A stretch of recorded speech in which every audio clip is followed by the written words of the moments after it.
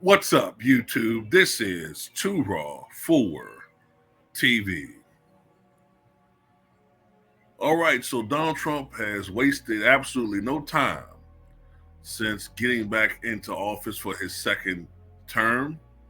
And he's issuing executive order after executive order, trying to dismantle everything that Joe Biden achieved in his 4-year term and trying to dismantle everything that the progressive movement had built during that 4-year window. And a lot of people are pissed off at this guy already. I'm hearing people say some wild stuff on X, man. On X/Twitter, some people saying some wild stuff, man. They don't even care if the men in black show up at their door. It's gonna be a wild 4 years. But anyway, some idiotic congressman from Tennessee has introduced a resolution that would repeal the 22nd Amendment. The 22nd Amendment is the amendment, I think it was ratified in 1951, that limits presidents to 2 terms. Okay, prior to that, there was no official limit on presidential terms, but for the most part, presidents adhered to the Washington president, not president, I'm saying Precedent. Yeah, I spelled it right, Precedent. Yeah. So George Washington, the first president of the United States, the first official president of the United States, served 2 terms. Because he was since his presidency was seen as the model of what a presidency should be about, there was enormous pressure on every subsequent president to adhere to at least that model and not try to run for a 3rd term. We've had some exceptions. Ulysses S. Grant, I think it was in 1880, attempted to run for a 3rd term. We had Woodrow Wilson, although he was hit by a major stroke, delusionally, he had an aborted run for a 3rd term. So we had some exceptions, but the only guy to really actually run for a 3rd term was Franklin Delano Roosevelt. Okay. Matter of fact, he was elected to a 4th term in 1944, but he died just 82 days into his 4th administration. But anyway, this congressman, I think his name is Jim Ogles. He's been ogling Trump. That's for damn sure. Andy Ogles, excuse me. His name is Andy Ogles. He introduced a resolution that would allow Trump to run for a 3rd term, but will also block Barack Obama from running for a 3rd term. That's crazy. These people are insane, man. Like I said before, many Trump supporters are a cult. Okay, there are some people that voted for Trump, and they've given their reasons why they did it, right? But a lot of these motherfuckers they're a cult, bro. They're a cult, man. And look, I don't take this that seriously because there's no shot in hell of this actually passing. So I knew that they would do this. I knew there would be some MAGA members that would try to push this, but it's not going to pass because look, first of all, I believe it takes 2/3 majorities in the House and Senate to pass an amendment. Republicans have just a slim, bare majority as it is. So they would need, I believe, what would that be? 290 members of the House and 67 members of the Senate to vote in affirmation for this. And then, in the extreme unlikelihood of that even occurring, then you need 38 out of 50 states to ratify for it to become an official amendment. And that's not going to happen. With the Democratic majorities that we have in so many different states, there's no shot in hell this happening. And then what really makes it stupid is that it's not even like you can't even take it seriously, because you can't even say, well, he can't even go on an argument, well, I'm introducing this because I think a president should be able to serve for more than 2 terms. Even though we really know it's before Trump. He's not even trying to hide it. And then you want to block Barack Obama? Nah, that's not going to pass, man. Even most MAGA members who don't have their head that far up Trump's ass aren't going for this. You know what I'm saying? This is stupid, man. This is some stupid clowns, man.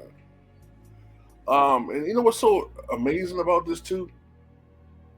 It was the Republicans in 1951 that pushed for the ratification of the 22nd Amendment. It's interesting how political expediency changes your mind. See, back then in the early 1950s, it was the Democratic Party that was the majority party in the United States. Democrats outnumbered Republicans in that time period, probably by something approaching a 2-to-1 margin nationally.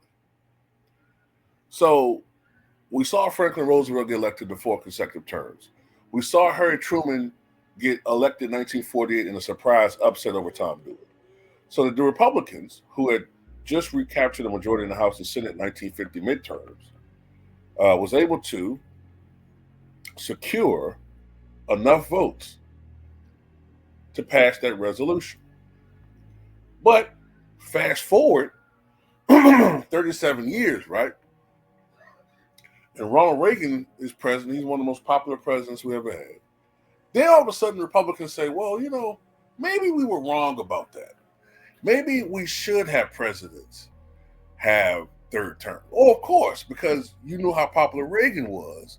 And you know, if Reagan was able to run in 88, even though he was already showing signs of dementia, he would win in a walk. Hell, if his vice president beat Dukakis easily, you know Reagan still would have beaten Dukakis, even a diminished Reagan. So it's all about political expediency. They're full of crap, man. They're full of crap. Let me say this, though. Me personally, I've always felt like presidents should be allowed a 3rd term. I don't think they should be able to run for a 4th term. But I always thought presidents should be allowed to run for 3 terms. I thought that should have been the limit. 3 terms. That's just me. Okay. I always thought presidents should be allowed to run for 3 terms. Having said that, I find it interesting that presidents are limited to 2 terms, but there are no limits when it comes to the House and Senate. You can get elected to Congress at 25, in the Senate at age 30, and serve for the rest of your natural born life. And we've seen these people that they don't want to let go of power. I mean, Bernie Sanders just said the other day, that he plans on running in 2030 when he'll be 90. I told you, man, the boomers don't want to give up power. They don't want to give it up. You know, but an argument can be made that Generation X, millennials, Generation Z don't follow politics and don't seem to be as interested in politics as they should.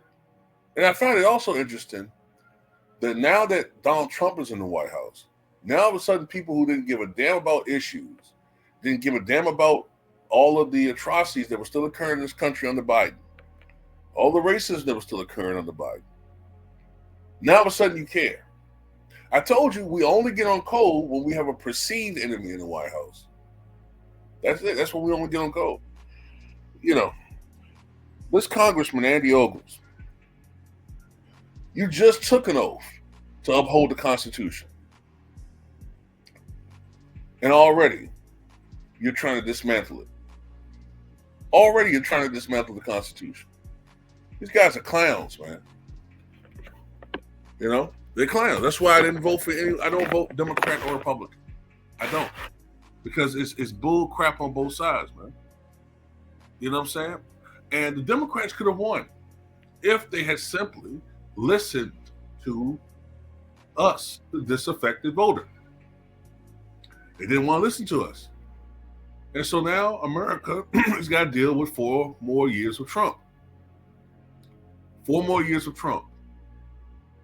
And another thing, too, another reason why I don't think that this Trump third term thing is even serious is that by the time Trump finishes his second term, he'll be 82.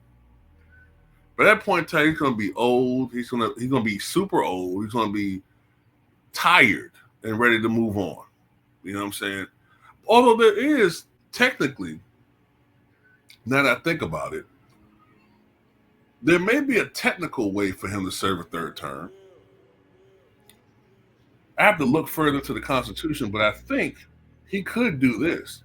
It's possible. I'm just saying, if he was a younger man, it's possible he could, in 2028, run as J.D. Vance's VP, get elected, and then after J.D. Vance is inaugurated, J.D. Vance could resign. Or between the period of time of J.D. Vance getting elected and inauguration that he resigned, and then Trump becomes president that way. I think that's a possible way, a little loophole in the Constitution. But other than that, man, this is just speculation, and it's not going to really happen. This ain't going to happen at all. You know, it's just, like I said before, they're a cult, man. and they are trying, most definitely. They are trying to dismantle a lot of post-civil rights legislation and institutions that have been put in place to make this country fair. And I said before, I blame the Democratic Party for the rise of Donald Trump because they did not listen to us. I got tired. A lot of us got tired of them taking us for granted. So we watching this shit burn. I don't care. At this point, I don't care no more. Now, maybe you'll listen to us in 2028 and stop browbeating us and trying to tell us who to vote for, and you know what I'm saying, making us go out there and vote, shaming us going out there to vote, and not taking us seriously. Oh, another thing too. I'm gonna talk about this probably in my next video or later on today. Isn't it interesting how Barack Obama was shaming black men to step up to the plate and support that sister and all that? And you got all these rumors about him, even though I don't believe them, stepping out on Michelle for a white woman. Oh boy, can't make this stuff up. But anyway, that's all I got to say about